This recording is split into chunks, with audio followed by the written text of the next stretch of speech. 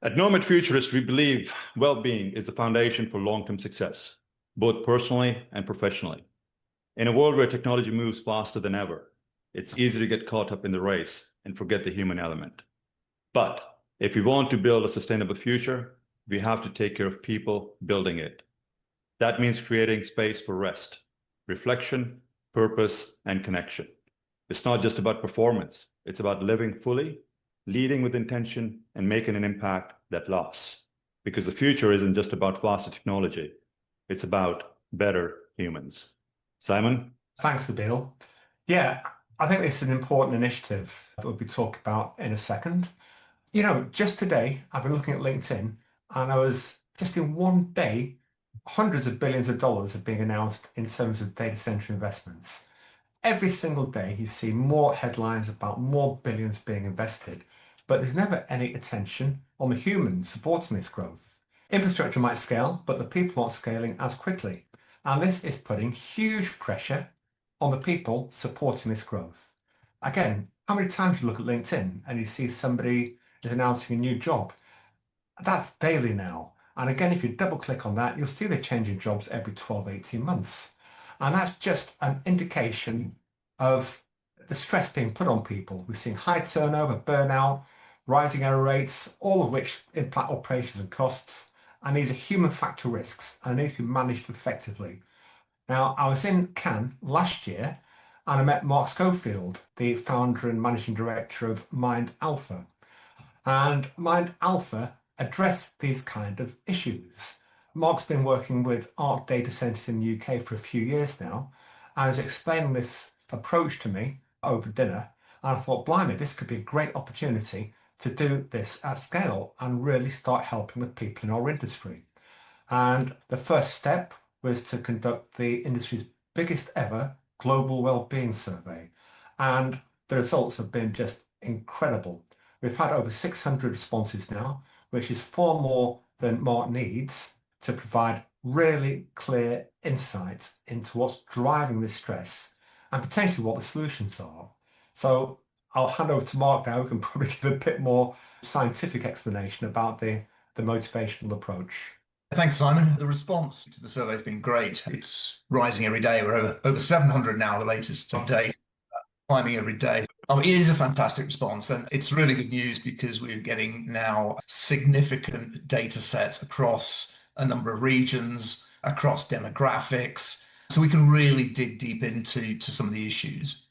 Just to give you a really kind of top-down background on it, at MindAlpha, we look at behavioral patterns in organizations to try and predict risk around issues like burnout, lack of well-being, staff turnover rates, areas where people are information overloaded to the extent they're not actually able to get the best out of themselves. So you've got sort of pockets of untapped talent that people can't bring out.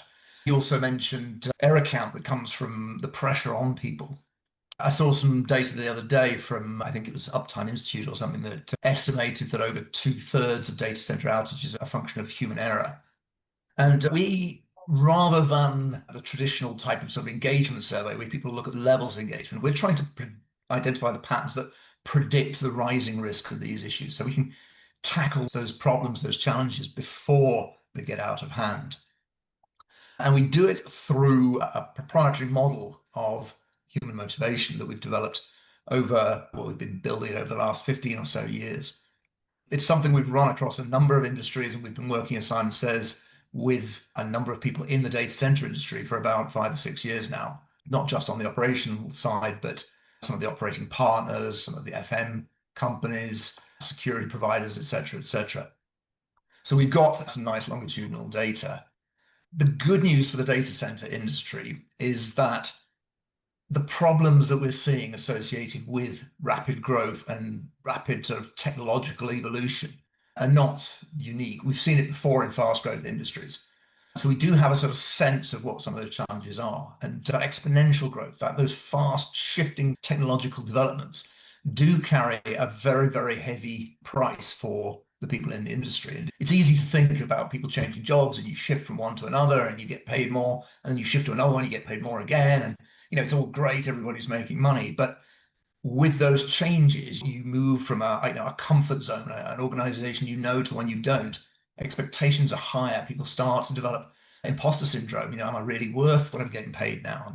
And with that, we start to see these patterns emerging. So that's what we're trying to do here. We're looking at the industry as a whole.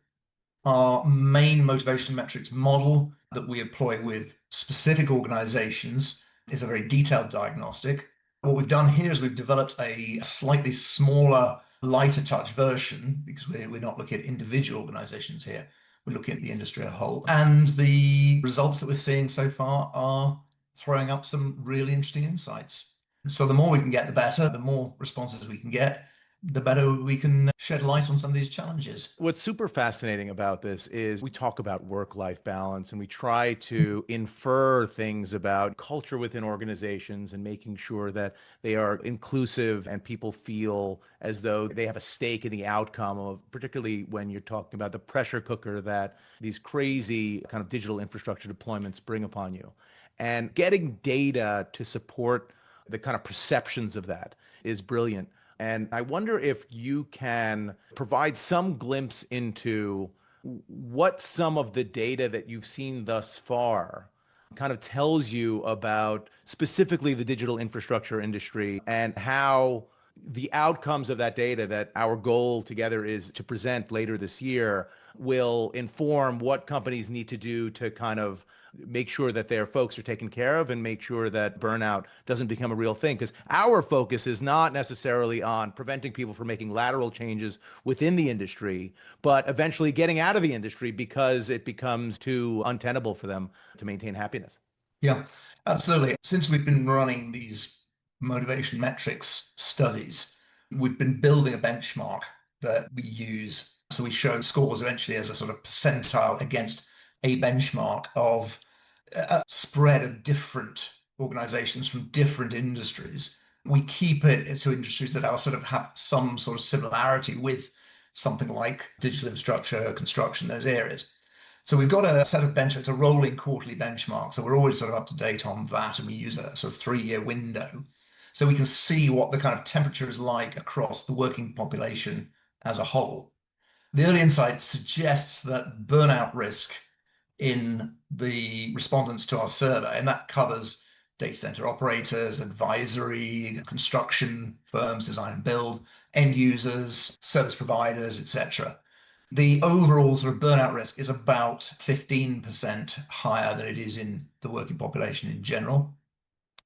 The short-term risk of turnover, attrition, flight from the industry is about 20 to 25% higher than the general population.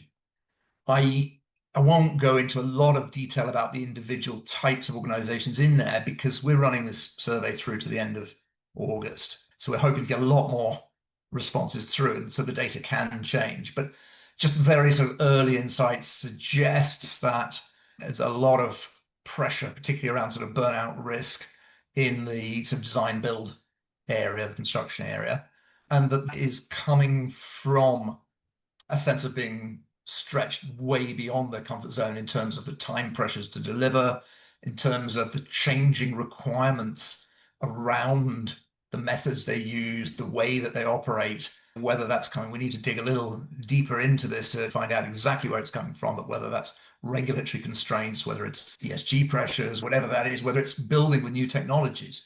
But the demands of the customer base are becoming ever more challenging and more complex. That's putting a lot of pressure on there. We've seen other areas where burnout risk is high, but it's actually the opposite. It's people who feel constrained by the environment they operate in. So they're not stretched beyond their comfort zone. They feel sort of micromanaged or constrained because of the very high risk in some of these projects. And so the lack of autonomy. I noticed both in your question, Philip, and Nabil's comments earlier on, you both mentioned a number of different factors here. You mentioned work life, which, okay, obvious, contributes to well-being. But then you talked about agency that people have. Nabil, you mentioned that sense of purpose that people have. And these are really critical factors in overall well-being.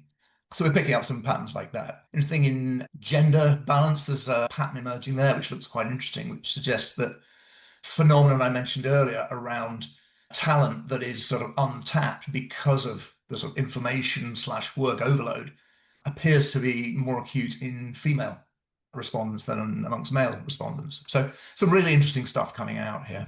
The idea that we're partnering to globalize this survey and we'll be able to understand what the data tells us by various regions and stuff. And if you think about the Nomad Futurist mission overall, we're talking about a talent deficit based on initially the age out of a digital infrastructure workforce that has been in place for 20 years or more, that is being aged out. And the concept that even the folks that have come in within that 20-year range could potentially burn out quicker as a consequence of the pressures of the industry, I think is a critical factor that we have to look at. So I think this is going to be fascinating. I can't wait to see what the data tells us. And I hope everyone out there really spends a little bit of time and provides us data, because I think it'll be incredibly valuable to the future of our industry. Absolutely. Well, the cat's peeking.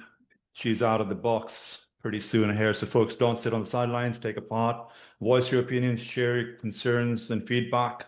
And we'll be sharing this information, like the team mentioned over here, on our platform and in the field over the next few months. Mark brought forth that the survey is going to be running till the end of August. So we'll be posting a link over here at the bottom, plus details in the description. So make sure that you click on it and take a few minutes to provide the necessary details. So in addition to smashing that like button, also smash that survey button. There you go. I want to take this opportunity to thank Simon and Ellen to bringing this partnership to life, and Mark and MindAlpha for teaming up with us to make well-being a real priority in our space. This is more than just a survey or a conversation, a step towards understanding what's really going on and beneath the surface in our industry. And we're asking you to take a couple of minutes to answer these questions. Your insights will help us to get to the root of what matters, so we can build a healthier, better, and more human technology sector for everyone. Thanks for taking the time, be honest, and help us make this place a better place.